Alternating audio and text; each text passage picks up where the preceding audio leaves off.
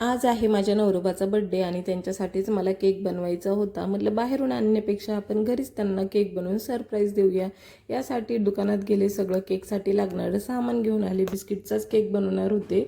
चला म्हणलं तुमच्यासोबत पण रेसिपी शेअर करूया. केक बनवायला घेतला आणि तोपर्यंतच मला कॉल आला की पार्सल आलं आहे, तर तेच घेण्यासाठी गेले होते. आता ह्या पार्सलमध्ये काय आहे ते तुम्हाला पुढे कळेलच. इथे मी काय केलं आहे, 10 वाले 3 हॅपी हॅपी बिस्किट आहेत ना, ते घेऊन आलेले.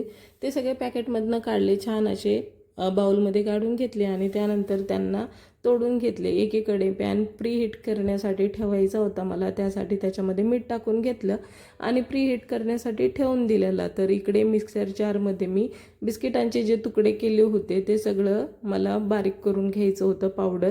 तर ते टाकून घेतलं आणि त्याचबरोबर त्याच्यामध्ये अर्धा चमचा साखर पण टाकून घेतली. तुम्हाला जर गोड नको असेल जास्त तर तुम्ही साखर नाही टाकली तरीही चालतात, कारण बिस्किटमध्ये ऑलरेडी त्यांचा गोडवा असतो. यासाठी पण मी थोडीशी टाकली होती आणि त्यानंतर मग मस्त असं सगळं मिक्सरमधनं बारीक करून घेतलं, एकजीव करून घेतला आणि त्याच्यामध्ये आपल्याला थोडं दूध करत असं मिक्स करायचं आहे. एकदमच सगळं दूध टाकून घ्यायचं नाही आहे.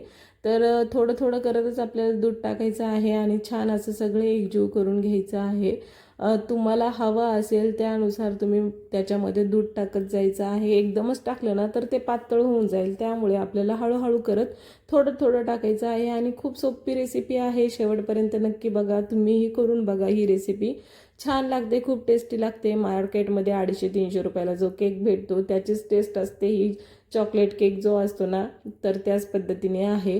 तर सगळं दूध टाकून घेतलं आणि त्याच्यानंतर इनो टाकून घेतलं, कारण केक आपल्याला फ्लफी हवा, छान फुगला पाहिजे. याच्यासाठी खाता सोडा टाकला तरीही चालेल. इनो टाकला आणि ते ॲक्टिवेट होण्यासाठी त्याच्यावर दूध टाकलं आणि छान सगळं एकजीव करून घेतलं आणि त्यानंतर मग तेल टाकलं आहे. तर तेल टाकल्यामुळे आपला केक हा छान होतो, मस्त असा टेस्टला लागतो आणि त्याचबरोबर पॅनला पण चिटकत नाही आणि खूप सॉफ्ट असा होतो. तर सगळं व्यवस्थित एकजीव करून घेतलं आहे. ही कन्सिस्टन्सी ठेवायची आहे आपल्याला आपल्या केकमध्ये.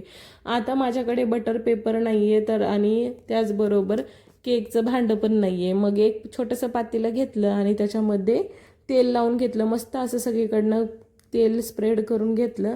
आणि आता चिटकू नये यासाठी आपल्याला काय करायचं आहे, मैदा टाकून घ्यायचा आहे. मैदा छान असा कोट करून घ्यायचा आहे पूर्ण पातेल्याला. जर तुम्हाला हे सगळं करायचं कंटाळा असेल ना, एखादा पेपर घेतला आणि त्याला पूर्ण तेलात बुडवून जरी घेतलं ना तुम्ही, तरीही तुम्ही ॲज अ बटर पेपरच्या ऐवजी त्याला यूज करू शकतात. आणि सगळा ग्रीस करून झाल्यानंतर आपल्याला त्याच पातेल्यामध्ये केक सगळा टाकून घ्यायचा आहे. केक टाकून घेतला आणि त्यानंतर जसं दाखवलं ना, टॅप करून घेतले मी, त्याच पद्धतीने आपल्याला त्याच्यामधले सगळे एअर बबल जे असतात ना ते काढून घ्यायचे आहे. जी हवा असते केकमधली, त्याने आपला केक हा छान फुलतो आणि कुठेही हवा केकमध्ये शिल्लक राहत नाही. आणि त्यानंतर मी काय केलं आहे, मीठ टाकून घेतलं होतं. त्याच्यावरती गॅसची जी आपलं वरचं बर्नर आहे ना ते ठेवलेलं आणि त्याच्यावरती पातेलं ठेवले, म्हणजे डायरेक्ट त्याला हीट भेटत नाही. आणि मी हे बिस्किट साईडला काढून ठेवले होते ना, तर त्याचा असा डेकोरेशन म्हणून उपयोग केलेला.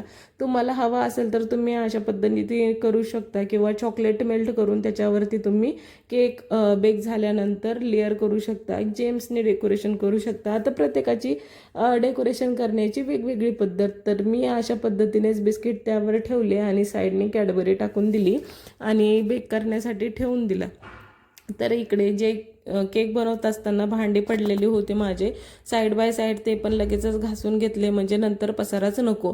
तर इकडे 30 मिनटं झाली होती. म्हणलं चला एकदा केक चेक करूया. तर चाकूने टेस्ट केली तर केक अजिबात चिटकला नाही, म्हणजे आपला केक हा पूर्णपणे शिजला आहे. तर 30 मिनटं मला केक शिजवण्यासाठी लागले. एकदम लो गॅसवरतीच आपल्याला हा कुक करायचा आहे. आणि त्यानंतर अर्धा तास हा थंड होण्यासाठी ठेवला आहे. थंड झाल्यानंतरच आपल्याला केक काढायचा, नाहीतर तो काढताच तुटून जातो. त्याच्यासाठी ना आपल्याला पूर्ण थंड होऊन द्यायचा आहे. आणि तुम्ही बघितलं असेल केकची साईज कशी डबल झाली. तुम्हाला बॅटर जरी कमी दिसत असेल तर आता तुम्ही बघू शकता केक मस्त असा फुल अँड स्पॉन्जी झाला आहे.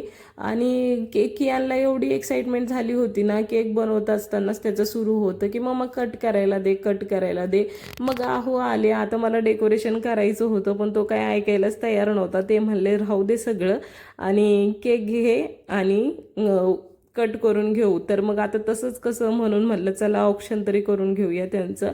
मग तसंच जसा अवतार होता तशामध्येच केक कट करून घेतला, कारण आमच्या बाळाला काही दमच निघत नव्हता. कधी केक त्याच्या पोटात जाईल त्याला असं वाटत होतं. लहान लेकरांचं कसं असतं ना. आणि मग केक कट करून झाला, ओवाळून झालं, छान असं छोटंसं सेलिब्रेशन केलं. आणि हे पार्सल पण आजच आलेलं होतं. आता ह्यामध्ये काय आहे ते तुम्हाला कळेलच. तर घरासाठीच मागवलेली गोष्ट होती. जे लॅम्प आहेत ना ते मागवले होते. 750 मध्ये 2 भेटलेले, पण क्वालिटी त्याची काही आम्हाला आवडली नाही. 750 रुपयाच्या मानाने ते काही एवढे चांगले आलेले नाही. आणि कलर पण त्याचा ना लागू लागलाय. त्याच्यामुळे म्हणलं रिटर्नच करूया. आणि ते इथे सूट पण होत नव्हतं. मग सगळं झालं आणि त्यानंतर हॉस्पिटलमध्ये जायचं होतं. मला माझा चेकअप करायचा होता, त्यासाठी हॉस्पिटलमध्ये आलेलो. तर ते करून झालं आणि आता बराच उशीर झालेला होता तिथं. त्याच्यामुळे जेवण करण्यासाठी बाहेरच गेलेलो. तर छान असं जेवायला मागवलेलं होतं. रेशमी कबाब मागवलेले होते चिकनचे. आणि त्याचबरोबर मला काळ्या रस्स्यामध्ये चिकन खायचं होतं. घरी तर नेहमीच बनवतो, पण बाहेर नॉनव्हेज आम्ही सहसा खात नाही. म्हणलं चला आज बरेच दिवस झाले केलेलं नाही आहे घरी, तर बाहेरच खाऊन घेऊया. यासाठी मग नॉनव्हेजच आज ऑर्डर केलेलं, नाही तर सहसा आहोच्या हाताचंच मला आवडत असतं. मस्त असं जेवण केलं. आणि सगळ्यात फेवरेट पार्ट म्हणजे जेवण झाल्यावर बडीशोप आणि खडीसाखर हे घरी येईपर्यंत माझं चालूच असतं. आणि घरी तर डेकोरेशन केलेलं नाही, पण हॉटेलमध्ये होतं, तर तिथे मस्त आहोंचे फोटोज काढून घेतले. आणि अशा प्रकारे आहोंचा सिंपल असा छोटासा बर्थडे सेलिब्रेट केला. आणि त्यानंतर आम्ही घरी आलो. कसा वाटला व्लॉग नक्की सांगा आणि कमेंट करायला